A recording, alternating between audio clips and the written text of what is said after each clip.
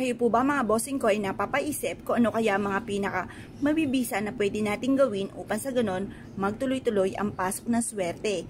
Meron po ako ipapakita sa inyo na pwede nyo po itong gawin upang sa ganon instead na lagi ka namumblema sa pera ay lagi ka namang iniaadya nito kung saan lagi kayo magkakaroon ng pera. Or kaya kung saan ikaw po ay hindi mauubusan ng pera. Kung ikaw ay lubog sa pagkakautang at pera na lang po lagi ang inyo pong problema, subukan nyo po ito bukod sa sipag at tiyaga at pananalig sa mahal na Panginoon. Iaadya ka nito kung saan lagi kayo suswertihin. Proven po ito. Basta i-mindset niyo po na simula na ito ng tagumpay po ninyo.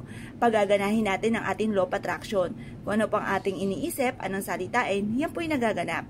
Kaya mas mainam, sabihin po natin na sabihin ng mga magaganda at kalimutan ng mga pangit na salitain. Mapapasin niyo po mga bossing, matapos niyo po itong gawin, ay parang lagi kang iniaadya, nagagawa mo yung ibang mga bagay na hindi mo akalain na dito pala ikaw ay magiging matagumpay. Ngayon po mga bossing, simulan po muna natin sa butong ito. Diba't napakaganda ng butong ito at kakaiba dahil napakaitim ng gilid po niya at meron pong maputi sa gitna. Yan po mga bossing, ang tawag po dyan ay black eye peas. Nakakatulong po ito ng pang-attract ng kaswertihan.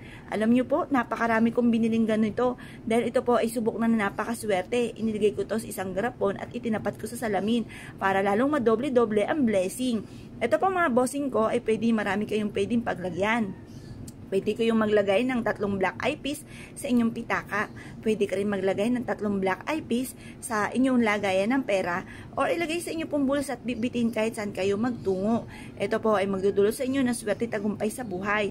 Pwede nyo rin pong gawin yung isang malaking garapon na kagaya po ng ginawa ko mga bossing na itinapat ito sa salamin upang madoble-doble ang blessing para lagi kang iaadya nito kung saan lagi kayo suswertihin.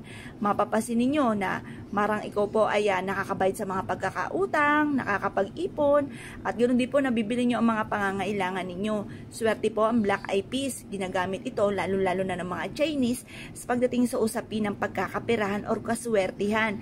Naglalagay sila ng ganito kapag po Chinese New Year or kaya po yung mga masuswerting araw. Ang mga masuswerting araw mga bossing ko, syempre ay ang full moon. Ganon din po mga bossing ko ang unang araw or kaya ay mga huling araw. Para kung marami mga pagsubok na pinagdaanan sa mga huling araw ay matuldukan nyo na ang mga pagsubok na yan. Ito po iaadya ka kung saan lagi kayo suswertihin. Kaya kung kayo po naniniwala at nais nyo po na kayo po ay lumevel up ang inyong kaswertihan at instead na puro kamalasan ay puro swerte naman ang dumating, gamitin nyo po ng black eye peas. Pwede kayong mag-avail ng ganito mga bossing ko sa online. Marami kayong mabibilhan ng ganito. Pero syempre may lalabas kaming ganito mga bossing ko na black eye peas at ibang perpektong sangkap. Upang sa ganoon para kapag dala-dala nyo po ito ay kumbagay perpektong sangkap. Swerte sa pera, swerte sa mananaya, swerte sa pag-ibig, swerte sa kalusugan, swerte sa mga anak. At kung ano man pong swerte na ninanais po ninyo ay mapapasa inyo mga bossing. Basta i-mindset nyo na kayo magiging matagumpay, lahat ng mga pangarap ay matutupad. Kung kayo pinaniniwala at nais nyo po itong gawin, huwag na po kayo magpatumpik-tumpik pa at subukan nyo po ito at iaadya ka lagi nito kung saan lagi kayo suswertihin. Kaya kung kayo pinaniwala mga bossing, ay siya, ay good luck po sa inyo po lahat.